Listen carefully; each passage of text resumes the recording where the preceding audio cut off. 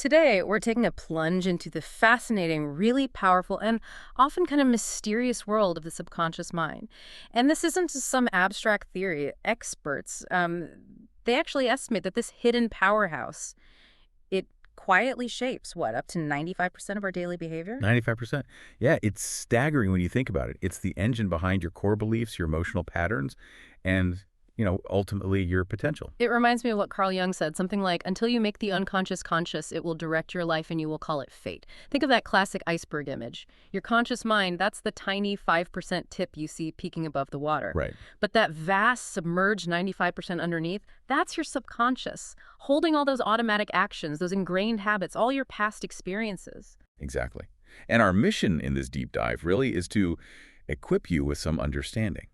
We want to uncover how this hidden mind works, grasp its immense power, and crucially, discover how you can actually take back that steering wheel of your life. Okay. Our sources today are pretty diverse. Yeah. We're pulling from ancient Vedic wisdom, cutting-edge neuroscience, and also the insights from, legendary teachers like Joseph Murphy, Bob Proctor, and Dr. Joe Dispenza. Wow, quite a range. Yeah.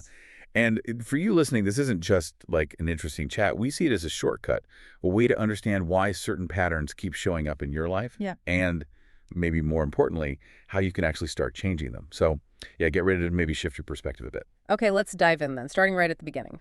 What is the subconscious mind?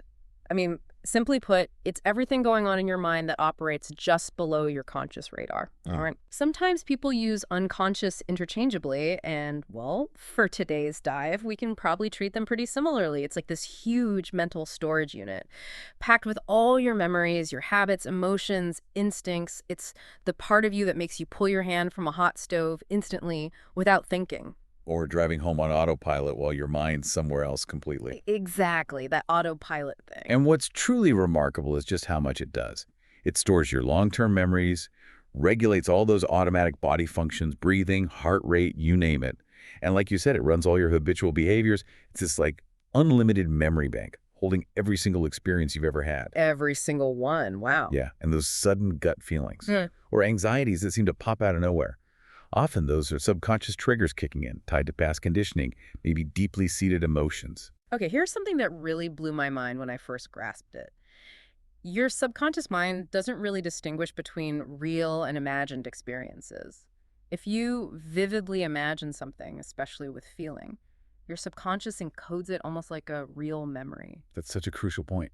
It's why visualization techniques can be so powerful later on. Right, and it explains why it is the automatic pilot of your life. If you want to change your direction, you absolutely have to change that underlying program. You can't just will it differently consciously all the time. Which brings us straight to the immense power of this hidden mind. I mean, your subconscious beliefs, those mental patterns you run, they literally create your whole experience of life. Neville Goddard, who was just profound on this, put it beautifully. Imagination is the beginning of creation. You imagine what you desire, and then you believe it to be true. So what you consistently imagine and believe, that sinks deep down. Exactly. It sinks into this internal landscape, and from there, it starts shaping your world, your reality. Yeah. And modern neuroscience gives us a really cool parallel here with something called Hebb's Law. Heard of it? Remind me. It's basically neurons that fire together, wire together. So repeated thoughts, especially if they're charged up with emotion, they literally strengthen the connections between those brain cells. These mental patterns become, quite literally, your default reality. It's like inner programming. That explains so much, like how two people can face the exact same situation, maybe a setback at work or something, and one sees it as a total catastrophe, the end of the world, while the other just sees it as, okay, a chance to learn something. Precisely. Their subconscious beliefs are acting like filters on reality. If deep down, buried in that subconscious, you have a belief like, I'm not good enough, well, your subconscious will keep finding ways to make that feel true. It'll influence how you see things, what you notice, even the actions you take. So you might think it's just bad luck or fate. But really, it's often your internal program running the show. And what's really key here is that the subconscious, it doesn't critically filter information like your conscious mind does. It tends to just accept what's repeatedly fed into it, especially if it comes with strong emotion. Think of it like super fertile soil. Oh, okay. It's ready to grow whatever seeds you plant, empowering beliefs or, toxic weeds. It depends on what you're planting.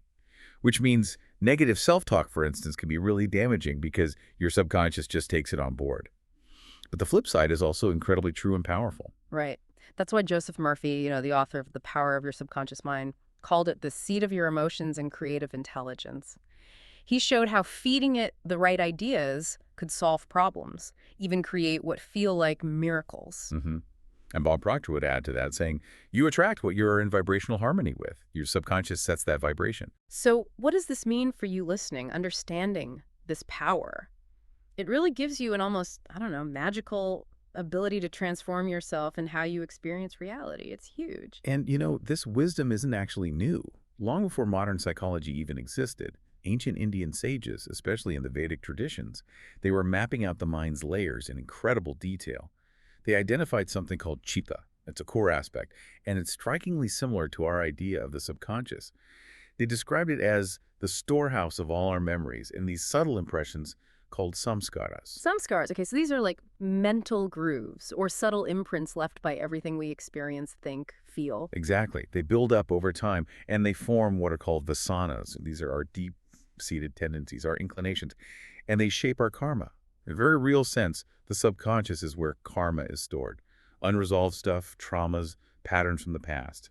They stay in this subtle layer and keep influencing the present until they're addressed, until they're purified. Wow. There's that ancient Sanskrit proverb, right? Yad bhavam tad bhavati. Yes, meaning essentially, as the feeling, so the result. It directly links our inner state, our vibration, to what shows up in our outer reality. It sounds remarkably like what people call the law of attraction today. It's the same principle, articulated thousands of years ago. And to reprogram this deep mind, these ancient sages used some really powerful techniques. Mantras, for example. These are specific sound vibrations, like the famous Om Namah Shivaya. Chanting them with repetition, with intention, is believed to cleanse the mind's subtle impressions. It's like overwriting negative samskaras with positive energy. So it's not just about the meaning, but the actual sound vibration. The vibration is key. Modern yogis often see mantra practice as a kind of therapeutic tool to access and purify the unconscious layers. Then you have things like yagyas, which are Vedic fire ceremonies. These involve symbolic offerings into a consecrated fire. They're rituals designed to help burn up past negative karmic baggage, signaling a profound release and renewal deep within the subconscious. What really strikes me here is that these aren't like new age fads that just popped up. These principles are ancient. It gives so much credibility and depth to what we're talking about. It feels like a timeless truth, Absolutely. Now, moving forward a bit into the 20th century, we find these amazing pioneers who really made these ideas accessible to a much wider audience. First up has to be Dr. Joseph Murphy. He's often seen as like one of the foundational teachers in using the subconscious for manifestation. His 1963 classic, The Power of Your Subconscious Mind. It just took these timeless spiritual principles and made them incredibly practical. Murphy taught something he called scientific prayer. And it wasn't about specific dogma, not at all. It was more a technique. It involved impressing a very clear desire upon your subconscious mind, especially right before you fall asleep. Why before sleep specifically? Because in that deeply relaxed, almost dreamlike state, linguists call it the hypnagogic state, brainwaves are in theta. Your conscious mind's guard is down. Your subconscious is most receptive. So by repeatedly imagining and crucially feeling your wish as already fulfilled in that drowsy state, you're basically giving direct orders to your subconscious, and then it goes to work to make it happen. He really hammered home the importance of repetition and emotion, didn't he? He'd say things like, your subconscious mind accepts and acts upon the thoughts you repeatedly feed it. It's like training it. Exactly. So if you constantly tell yourself, I am healthy and strong, and you genuinely feel it, your subconscious eventually accepts that as truth and starts mobilizing your body's resources accordingly. That's where autosuggestion becomes such a powerful tool. He also talked about the thank you technique, right? Expressing gratitude in advance. Yes, feeling gratitude as if it's already happened. That feeling impresses the subconscious with certainty. It believes the positive outcome is already locked in. Okay, building on that foundation, we then have Bob Proctor, a real giant in the success coaching world. He focused heavily on what he called paradigms. Paradigms, yeah. He defined a paradigm as a multitude of habits passed down from generation to generation. Essentially, it's your subconscious conditioning. It's the program that dictates almost all your automatic behaviors, your perceptions, and ultimately your results in life. And Proctor stressed that most people try to change their results just using willpower or conscious effort, Right, right? right. But he argued that if the underlying paradigm, that subconscious program, isn't changed, your results will inevitably snap back to match the old pattern. It's like a thermostat setting. So how do you change a paradigm that's so deep-seated, maybe even passed down? Proctor was very clear. It's changed the same way it was formed, through repetition of information. But it has to have emotional impact. You need feeling. He added that famous affirmation he recommended. I am so happy and grateful now that money comes to me in increasing quantities through multiple sources on a continuous basis. I've heard that one. He urged people to write it down, read it, feel it hundreds of times a day. The goal was to bombard the subconscious, to overwrite an old scarcity paradigm with a new one of abundance through sheer emotionally charged repetition. And we actually have a really potent real-world example of this. Hector Jesus Arancibia, the founder of the Universe Unveiled.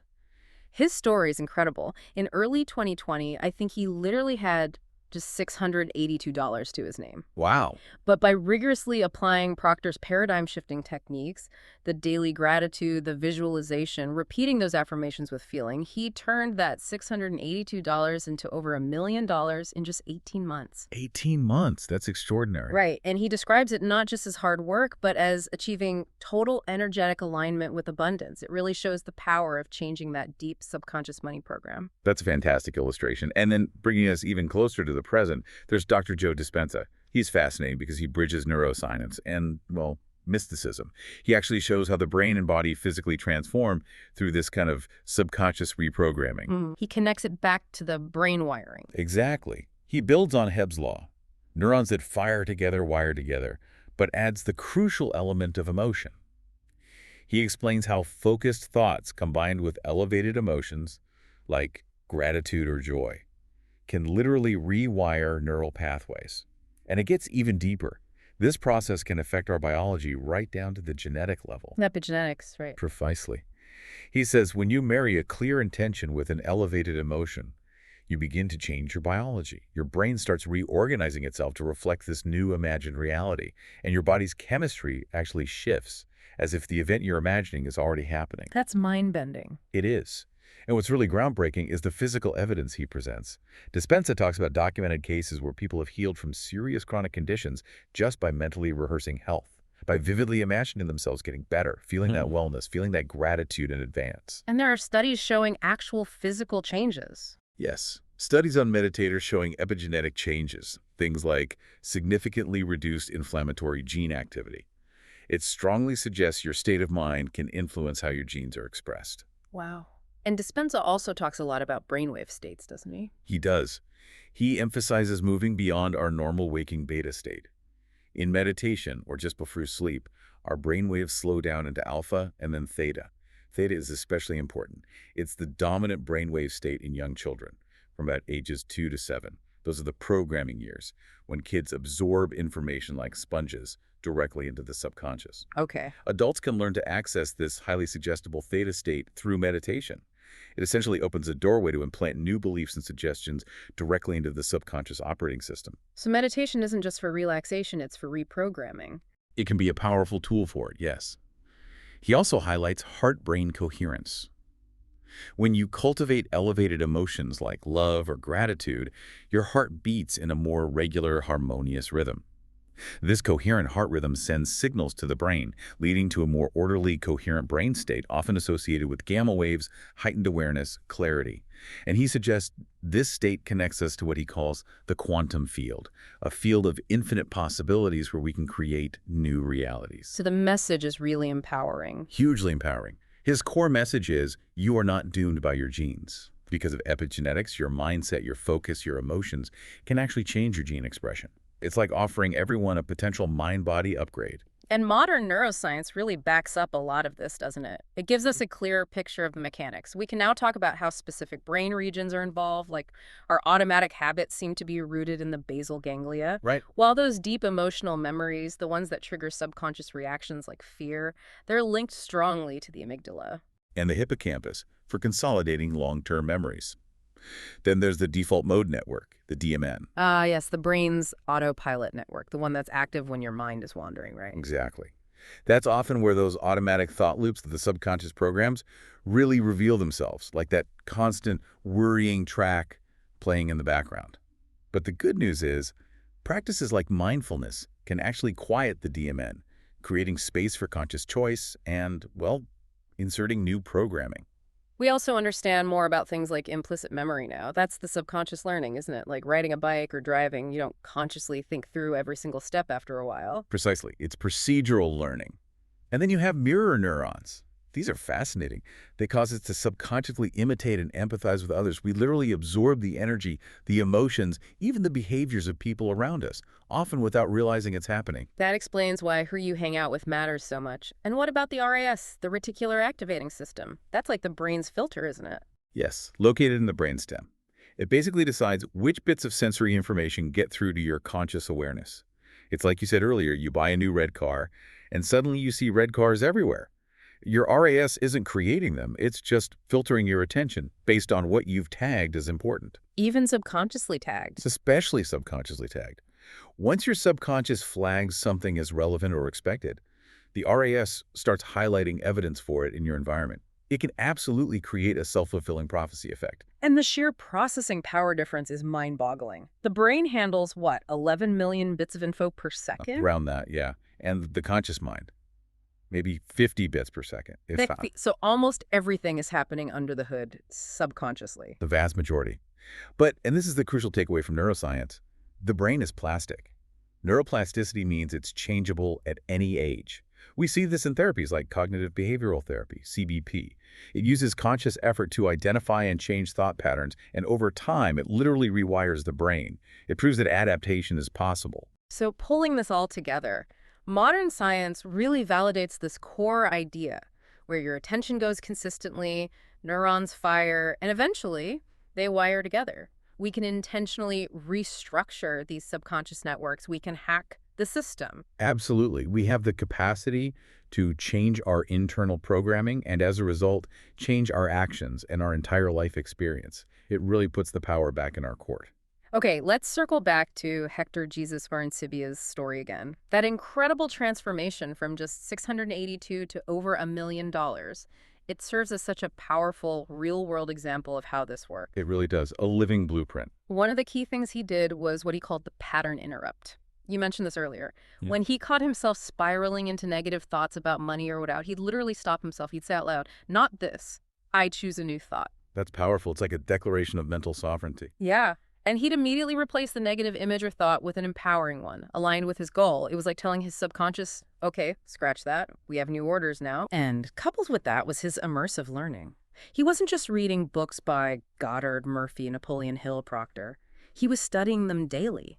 He was consciously, consistently feeding his subconscious with new beliefs, deliberately replacing those old limiting paradigms with empowering knowledge about abundance and potential. And he didn't just read, he applied.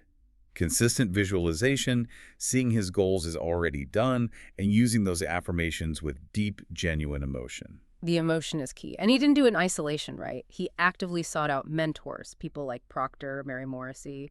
He put himself in a positive, supportive environment that helps recalibrate your own energy and belief system. Absolutely. Then came the action, but it wasn't just random hustle. It was action taken from that new identity he was cultivating. He took bold, often intuitive steps that aligned with his new beliefs, like starting the universe unveiled, or that story about following an impulse to hand his book to Gwyneth Paltrow. Wow. Each of those actions served as evidence to his subconscious. It was like proving, see, yes, we are the successful person now, reinforcing the new program. And underlying all of this was just unwavering consistency and faith. He made these practices his lifestyle. He maintained that belief, that feeling of success, even before the big money showed up in his bank account. He kept that subconscious program locked on target. So Hector's story really drives it home. If you fundamentally change your mind, specifically that subconscious paradigm, you absolutely change your life. It's not just theory. Living proof. Okay, so for everyone listening now thinking, right, I get it, but how do I actually do this? Let's talk practical techniques. We've got a kind of toolbox here drawn from psychology, spirituality, personal development. The absolute key, no matter which technique resonates most with you, is consistency. You got to stick with it. Consistency is everything. All right, first up, visualization and scripting. This is a classic. Spend a few minutes each day, maybe morning or night, vividly seeing and, more importantly, feeling your goals as already achieved. Engage all your senses in your imagination. What does it look like, sound like, feel like? Your brain treats it as real, remember? So you're literally training your subconscious for that reality. Scripting is similar, writing out your ideal day or ideal life in the present tense as if it's already happening, really gets the intention clear. Next, those pattern interrupts we just talked about with Hector. This is crucial for breaking old habits. The moment you catch yourself in a negative thought loop or an old limiting belief, stop. Physically, mentally, just stop, take a deep breath, and then consciously, deliberately choose a new, empowering thought or image. Say it out loud if it helps. Every time you do this, you weaken the old neural pathway and start carving out a new one. You're building a new default response. Love that. Then there's mirror work and identity shift. Louise Hay really popularized this. It involves looking directly into your own eyes in a mirror and affirming positive statements about yourself. Things like, I love you, I approve of you, I am worthy. It can feel super awkward or even confronting at first, right? Well, yeah, definitely for many people. But with repetition, it's incredibly powerful for bypassing the critical conscious mind and implanting feelings of self-love, acceptance, and confidence directly into the subconscious. It helps build that new identity from the inside out. And flowing naturally from that is repetition with autosuggestion. We've touched on this a lot. Yeah. The subconscious learns through repetition. That's just how it works. So pick maybe 1 to 3 core affirmations that really resonate with your goal. Keep them positive, present tense, and repeat them many, many times a day. But, and this is vital, say them with strong, positive emotion. Feeling is the glue that makes the suggestions stick in the subconscious. What if affirmations just aren't working for someone? Good question. It could be a few things. Lack of genuine emotion is a big one. Or maybe there's a deeper conflicting belief that's fighting the affirmation. Not enough repetition is another common reason. Or sometimes people say the affirmation, but then their actions totally contradict it, sending mixed signals. So make sure your affirmations feel believable to you, even if it's a stretch, and really pour feeling into them. Makes sense. Okay, next technique, sleep programming, or SAT state akin to sleep. This leverages that prime time, those moments just before you fall asleep, when you're in that drowsy theta brainwave state we mentioned. The golden hour for subconscious access. Exactly. Neville Goddard taught this powerfully. Get relaxed, almost drifting off, and then vividly imagine your wish already fulfilled. Loop that scene. Feel the feeling of it being done as you fall asleep. That intention, that feeling just marinates in your subconscious all night long.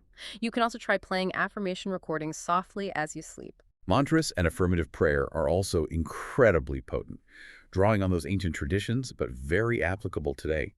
Using specific sacred sounds like mantras or even crafting your own spiritual affirmations or prayers can help cleanse those deep-seated patterns. The rhythmic repetition itself helps quiet the constant mental chatter, making the mind calm and receptive. And when combined with faith or devotion, prayer can tap into the subconscious mind's profound ability to respond to deeply held belief, often leading to powerful shifts. And finally, something perhaps more grounded in physiology. Breathwork and nervous system regulation. Techniques like deep belly breathing, maybe specific pranayama from yoga, or even simple, slow, coherent breathing, like inhaling for 5 seconds, exhaling for 5 seconds. These directly influence your subconscious. How? By calming your nervous system. When you breathe slowly and deeply, you activate the parasympathetic nervous system, the rest and digest state. This sends a powerful signal to your subconscious. We are safe. Everything is okay. It shuts off those chronic fight-or-flight stress loops that keep old patterns locked in. Ah, so a relaxed body helps create a relaxed, receptive mind. Exactly. A relaxed mind is much more open to suggestion, much more capable of learning and reshaping itself. So lots of tools there. You don't have to do all of them, right? Absolutely not. Mix and match. Find what resonates with you, what feels good, what you can actually stick with. The best technique is always the one you do consistently. And be patient. Real reprogramming takes time. Think weeks, more likely months, of consistent daily practice to see significant shifts in your outer reality. And do these changes stick? Generally, yes. Yeah. Once a new neural pathway becomes dominant, it tends to stay that way unless you consciously or unconsciously revert back to the old ways of thinking and behaving. It requires a degree of ongoing, mental hygiene to maintain the positive changes. Okay, this connects really well to the idea that this isn't just about, say, manifesting a bigger house or more money, right? There's a deeper level. Definitely. Reprogramming the subconscious is intrinsically linked to spiritual growth and healing. Many wisdom traditions essentially teach that the path to self-realization, to enlightenment, involves clearing out all the subconscious junk, the limiting beliefs, the fears, the unresolved wounds that obscure our true essence, our connection to something greater, our higher self. Carl Jung's concept of the shadow seems relevant here too. Doing shadow work, bringing those repressed, denied parts of ourselves out of the subconscious darkness and into the light. Is essential for wholeness, for integration. When you consciously acknowledge and integrate a shadow aspect, you reclaim the energy tied up in repressing it. It often leads to a feeling of huge spiritual liberation, like more of your authentic self, your soul's light, can finally shine through. And in Eastern philosophies like Vedanta or Buddhism, they talk about avidya, ignorance, and those samskaras we mentioned earlier as the root causes of suffering and the cycle of karma. Right. And practices like mindfulness and meditation are designed specifically to bring awareness to these subconscious patterns, these automatic impulses and reactions. As you become aware of them without judgment, they start to lose their power over you. You dissolve the conditioning, gain conscious choice, and move towards spiritual clarity, or what they might call sattva. Forgiveness also seems huge in this context. Holding on to grudges, resentments, those feel like toxic subconscious loops. They absolutely are. Forgiveness, whether of others or yourself, is a powerful act of cleansing the subconscious. It releases trapped emotional energy. Similarly, devotional practices like chanting, prayer, cultivating feelings of trust and surrender act as potent antidotes to the fear and anxiety often deeply ingrained in the subconscious. Reminders like the Vedantic Tat Tvamasi, thou art that, directly challenge subconscious beliefs in separation and limitation by affirming our essential divinity. So it's really a holistic process. It is. Clearing the subconscious isn't just self-improvement. It can be seen as a sacred journey of self-realization. It leads to more presence, sharper intuition, greater emotional freedom. Is the subconscious the same as the soul? They're probably distinct. Think of the subconscious as maybe the operating system or the software the soul uses to navigate this particular life experience. Purifying that software leads to a clearer connection to the soul, to your true nature. And yes, mantras, through their vibration, intention, and physiological effects, can absolutely change your life by helping retune this subtle software. Okay, let's bring it back to manifestation, which is where many people first get interested in the subconscious. How does it act as the bridge? It's the critical link. The subconscious mind is the bridge between your inner world of intentions and desires and your outer world of results and experiences. Manifestation really requires aligning your conscious desires with your underlying subconscious beliefs. If there's a conflict, say, you consciously want wealth, but subconsciously feel unworthy of it, guess which one usually wins? The subconscious, with its 95% power. Almost always. So the real secret to manifestation isn't just wishing. It's impressing your goals so deeply into the subconscious that it becomes an unquestioned belief, an accepted reality internally first. This sounds like Neville Goddard's core teaching. Feeling is the secret. Exactly. Emotions are the language the subconscious understands best. You have to feel the feeling of the wish fulfilled now. You have to live from the end, as he called it, inhabit the state of already having what you desire. That feeling, that inner conviction, is what the subconscious accepts as truth, and then it starts rearranging things, guiding your actions, attracting circumstances to make that inner reality manifest externally. And this ties into vibration too, doesn't it? Absolutely. Your dominant subconscious beliefs determine your overall set point vibration. You don't just attract what you consciously want. You attract experiences and people that are in vibrational harmony with what you subconsciously are, with what you believe and feel deep down. That's why someone might consciously want a loving partner, but keep attracting toxic relationships. There's likely an underlying subconscious belief about worthiness of relationships that's setting that lower vibration. Changing the belief changes the vibration, which changes the attraction point. The subconscious really is the engine and the GPS of your manifestation journey. So you set the intention, you impress the feeling, then what? Then comes the element of trust and surrender. You program the destination into your subconscious GPS with clarity and feeling, and then you kind of have to let go and let God, or let the universe or your higher self handle the how. You trust that the subconscious, connected to infinite intelligence, knows the best path. You stay open to intuitive nudges, synchronicities, inspired actions, but you don't micromanage the process. It's like tuning a radio dial. Perfect analogy. Manifestation is like tuning into a specific frequency. If you're getting static, it means there are conflicting beliefs, interference in your subconscious. When you get clear on your intention and align your subconscious belief and feeling with it, you tune into that desired song and it comes through clearly. And can you specifically reprogram things like money beliefs? Oh, absolutely. Using all the techniques we discussed, affirmations tailored to abundance, vividly visualizing financial freedom, feeling gratitude for money you don't even have yet, taking small aligned actions that feel prosperous, and crucially, identifying and dismantling those old limiting beliefs you might have picked up about money being scarce or not for you. How do you even know if a belief is subconscious if it's hidden? Great question. Look for the patterns in your life. What keeps showing up despite your best conscious efforts? Recurring problems, relationship dynamics, financial struggles, those are often clues. Also, notice your automatic emotional triggers. What situations instantly make you feel unworthy, fearful, or angry? That reaction is likely driven by a subconscious program. Listen to your habitual self-talk. Check your comfort zones, what feels safe and familiar, even if it's not what you want. That's usually the boundary set by your subconscious beliefs. Okay, so we've covered a lot of ground here. Let's try to wrap this up. The big takeaway seems to be that your subconscious mind is this incredibly mighty but also trainable force that's fundamentally steering your life. And the really good news is you are not stuck with old programming. Not at all. You absolutely have the tools drawn from ancient wisdom, confirmed by modern science to rewrite your subconscious script. Okay. You can change your beliefs, change your feelings, and therefore change your reality. You can unveil your true potential. It's definitely an ongoing journey, a path of evolution and increasing self-mastery, not a one-time fix. But the power is there. So perhaps a final thought to leave everyone with. Considering that you are, in a very real sense, the dreamer of your life's dream, what new story, what new reality will you deliberately choose to tell your subconscious tonight and tomorrow and the day after? Knowing that once it accepts that story, it will work relentlessly, tirelessly to make it your actual lived experience. What story will you choose?